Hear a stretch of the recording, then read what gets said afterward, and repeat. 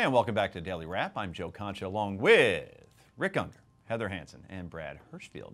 Today we got some disturbing but encouraging news about the war on terror. Here is U.S. District Attorney Andrew Luger. Yesterday morning, FBI agents and Joint Terrorism Task Force officers in Minnesota and California arrested 6 men as part of a 10-month investigation into terror recruitment in Minnesota.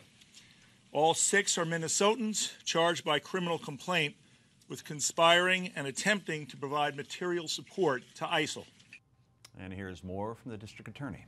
They are all from Minnesota and were all part of the same conspiracy.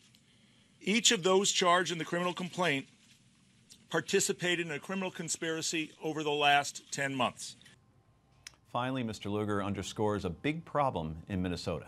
To be clear, we have a terror recruiting problem in Minnesota. And this case demonstrates how difficult it is to put an end to recruiting here. What this case shows is that the person radicalizing your son, your brother, your friend may not be a stranger. It may be their best friend right here in town. So, everybody, again, we thwart these things before they happen. I am so impressed with the FBI, just how many times we're able to, ahead of time, get in front of these things when I would think these people are being very careful. Maybe they're not sure. Bradley? Look, foreign fighters is not a new topic. There's actually a really good book on this by David Mallet called Foreign Fighters. And to put it in perspective, there were 35,000 people who went to Spain in the Spanish Civil War. Right? So one way to deal with it is say, look, we've had this before, we'll have it again, don't freak out. Here's why we have to be really vigilant. And you're right, the FBI is doing a good job, we're going to do better and better. Those 35,000 foreign or international brigades fighters, many of them became the leaders in the fight against Hitler. It became a training ground, not only for the Nazis to use their weapons and test them, but for the future of the resistance. I'm not comparing the Islamic State to fighting against, Francisco Franco, but we better be really vigilant. However many go there, I'm actually only somewhat concerned about who goes there. The real question is that's the biggest training ground right now for terrorist expertise in the world. And the only way to stop it is before they leave the country, not when they come back. I'd hate to make a joke here, but honestly, most Muslim countries, but I will. See here, right here in the picture here, right? Yeah. It looks pretty warm there. Okay, you're in the desert, right? You're in the sun. Yeah. Now the place you choose to go train in America is the coldest. You ever watch a Viking game when it was at the old Municipal Stadium with Ahmad Rashad and Tommy Kramer?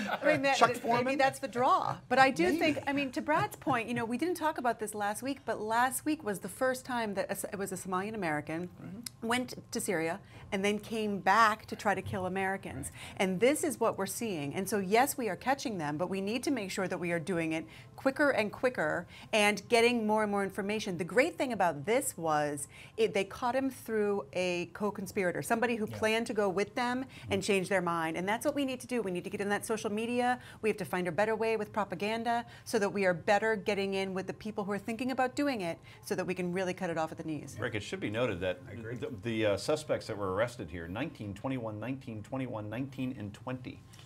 Kids, exactly. So maybe their youth didn't use the proper discretion that maybe a more experienced. Well, look, we all have a tendency to do things at that age that we'll probably grow up and wish we didn't do.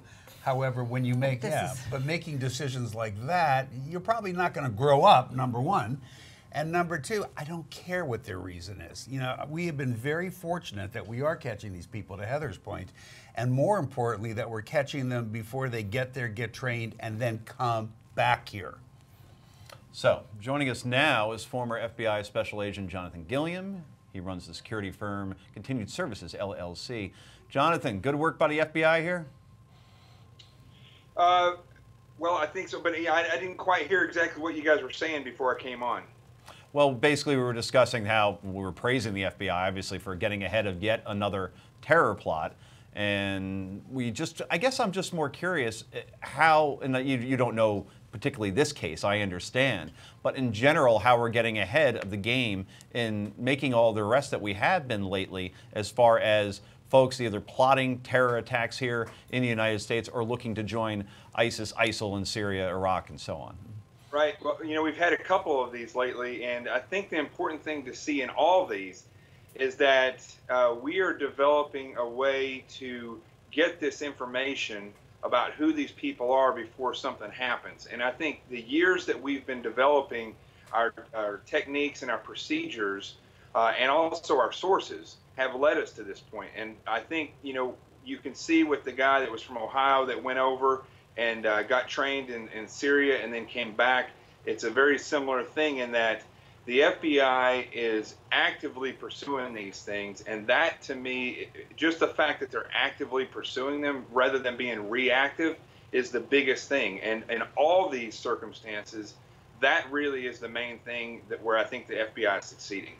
Hey, Jonathan, it's Rick Unger. You obviously spent time in the FBI, and you know how these procedures go. Would you attribute the success we are having here to really capable monitoring of social media, or is this more, do you think, about getting inside the mosque, getting inside the places where they're going to have this information about people who want to do this and using them as sources?